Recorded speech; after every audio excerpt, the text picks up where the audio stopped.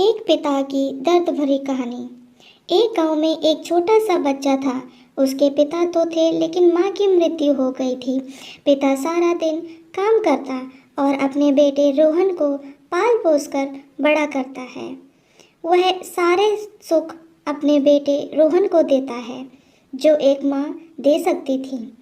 उस पिता ने कभी कुछ नहीं मांगा, सिर्फ इतना ही मांगा कि मेरे रोहन को कभी कोई परेशानी ना हो। दिन बीतते गए। रोहन पढ़ लिख कर अच्छा जॉब भी करने लगता है और वह शहर में रहने लगता है।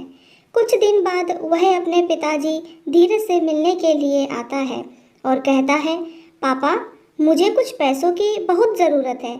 मैं चाहता हूँ कि शहर में ही ज़मीन लेकर अपना घर बना लूँ। धीरज इस बात को सुनकर बहुत खुश होते हैं। सोचते हैं कि मेरा बेटा है, एक ना एक दिन नाम करेगा। धीरज जिंदगी भर की बचाई हुई पूंजी को निकालकर अपने बेटे रोहन को दे देते हैं। रोहन शहर चला जाता है और उन पैसों से अपना घर बना लेता है। पिता इधर इंतजार करता रहता है कि मेरा बेटा फिर से आएगा और एक ना एक दिन तो मेरे पास आएगा ही। जाएगा कहाँ?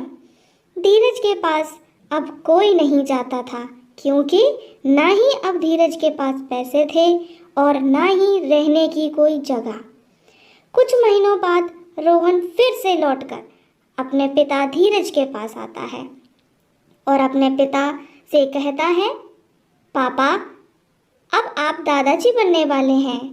पिता को बहुत खुशी होती है। इस बात को सुनकर वह कहते हैं, रोहन बेटा, तू मुझे मेरी बहू और पोता से कब मिलाएगा? रोहन कहता है, बस पापा, थोड़े दिन और। पापा, मुझे कुछ पैसों की ज़रूरत है, क्योंकि आजकल थोड़ा जॉब में परेशानी हो रही है, जिसके कारण से मुझे कुछ दिन के लिए सस्पेंड कर दिया गया है। धीरज के पास कुछ नहीं रहता है देने के लिए, लेकिन फिर भी कहता है, अच्छा बेटा रोहन, तू रुक, मैं अभी आया कुछ पैसों का बंदोबस्त करके।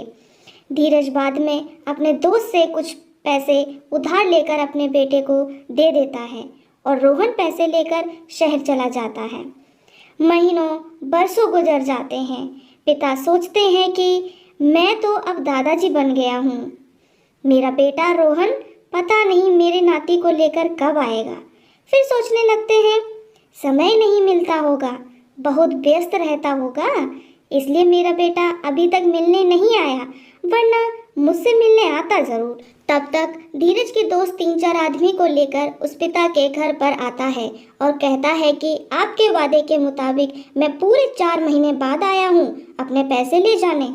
धीरज कहते हैं, मेरे पास पैसे नहीं हैं देने के लिए।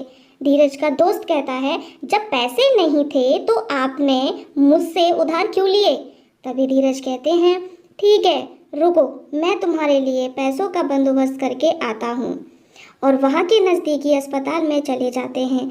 वहाँ जाकर अपना ब्लड डोनेट करते हैं और अपनी एक किडनी बेच देते हैं और अपने दोस्त का कर्ज छूटा कर देते हैं। किडनी बेचने के बाद धीरज की स्थिति और भी खराब हो जाती है और वह उस राह में जी रहे होते हैं कि मेरा बेटा रोहन एक दिन ज़रूर आएगा और पोता भी। लेकिन धीरज से मिलने कोई नहीं आता। इस आस में जीते जीते एक दिन धीरज की मृत्यु हो जाती है, परंतु उस बेटे को अपने पिता धीरज को आग देना भी नसीब नहीं हुआ। दोस्तों, ये सिर्फ एक कहानी नहीं है, इस कहानी में बहुत बड़ी सीख है। इसको समझने की कोशिश कीजिए और ज़्यादा से ज़्यादा इस वीडियो को शेयर कीजिए, जिससे कि आजकल के बच्चे अपने माँ बाप के साथ ऐसा ना करें।